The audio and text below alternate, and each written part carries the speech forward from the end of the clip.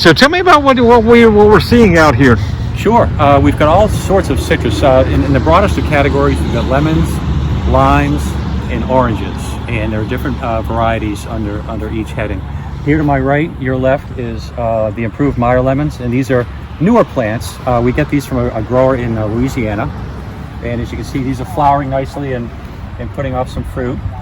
All these buds here, these will all turn into fruit at some point. You can even see this littlest one right here. That is a lemon in the making, right down there. Wow. That's how they start. Yep. And they all look alike. They're all green, and they all have skin on them. So some people think they're avocados, and others think that they're bigger limes, or the grapefruits are limes. But they're all the same color until they ripen, and most of them will be ripening later this year, closer to Halloween. But anyway, these are the improved Meyer lemons. These are the youngest ones we have. They're fruiting and flowering nicely. Here we have Persian limes. These are more like the limes you'll find in the grocery store. And they grow tall fast, and they get a little gangly, and they don't always look like this, but when they're young and they start growing, they get a little bit tall for their strength, especially when they put fruit on. So they'll broaden out and they'll strengthen up in another couple of years. These are key limes here for key lime pie. There's no fruit or flowers on these just yet. But they should flower probably in the spring, would be my guess. They'll come around then. Over here we've got some grapefruit, different grapefruits, and you can see here there's a good sized grapefruit on this tree, and this is a few years old. This tree, this is probably 3 to 4 years old. So the bigger ones get a little bit more expensive, but a lot of folks really like them because they're big and they produce a lot of fruit. So over here I'm going to stop real quick with the quichus. Yeah. And these are a small, sweetie type of clementine. Easy to peel. They're great for kids or grandkids because they're kid-sized. They're great for adults too. But you can see this tree, I counted the other day, has over 40 pieces of fruit on it.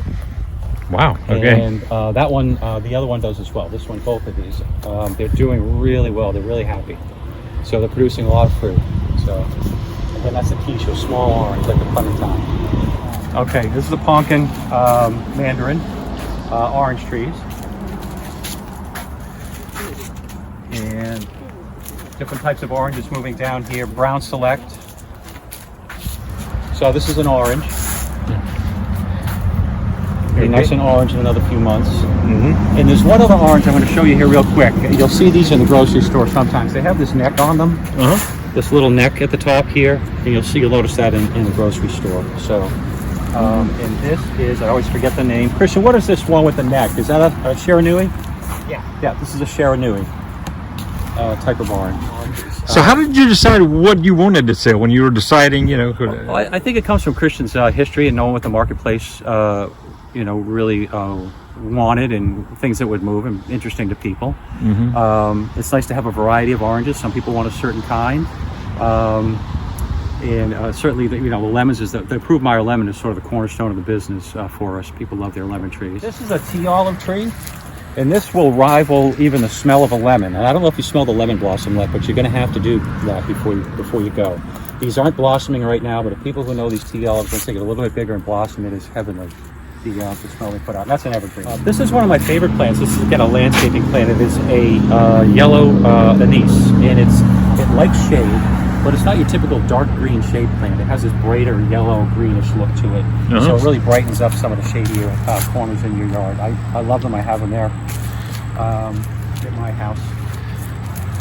Podocarpus here, different sizes, nice evergreen, nice screening between, of your home or between properties.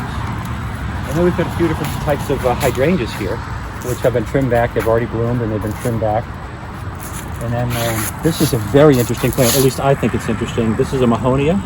It's likes the shade, loves the shade. It's got a great look to it, great touch. Very different. Something you might find different in your shade areas. So I want to show you this one right here. This is a variegated lemon. It's pretty unique. The leaves are variegated, as you can see. They're two-tone, and the fruit is actually striped as well. Wow. So in the flesh of the fruit, once it's mature, will be a little more pink and a little less tart. So that's a really unique plant, and folks really like those. It's a great conversation. Some of our bigger plants we just put out here to separate. These are quichus and oranges we've talked about, all the varieties we've talked about already. Behind me, we've got a few different varieties of blueberries. And blueberries you do need 2 different varieties in order for them to pollinate. Oh, okay. We've got one weeping willow, just one. European fan palms. And this is the casting bronze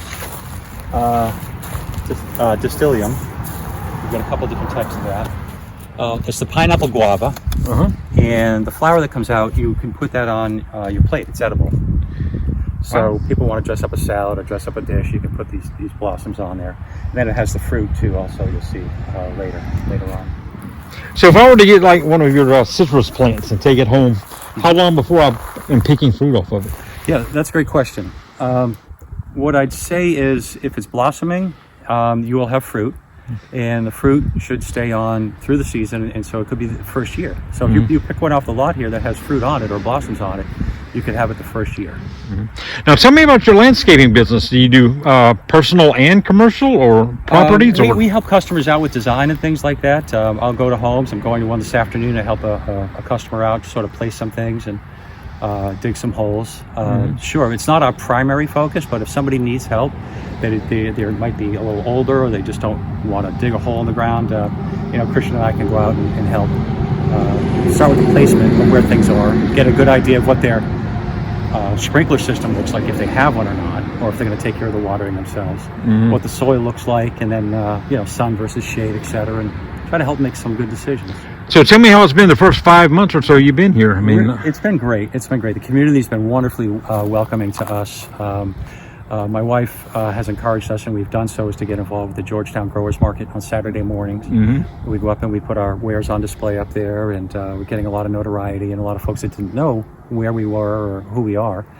And the sales have been great. Now, spring's a very strong season for landscaping and landscaping supplies. Summer's a little quieter. If it was at the beach or going on vacation, or it's just too hot. And then things will pick up again in the fall. So right about now, things are starting to pick up again for the fall planting season.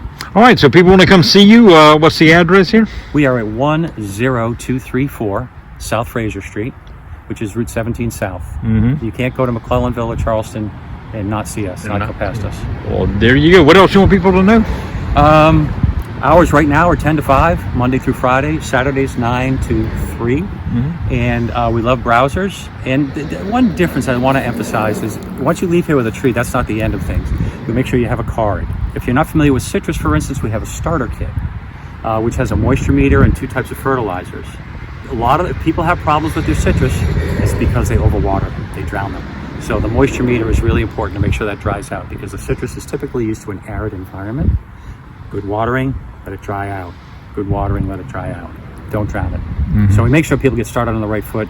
Take pictures of your plants, send them to our email address. We'll be happy to answer any questions. So we're here as a resource. We're not going to be successful unless our customers are successful growing their plants. So.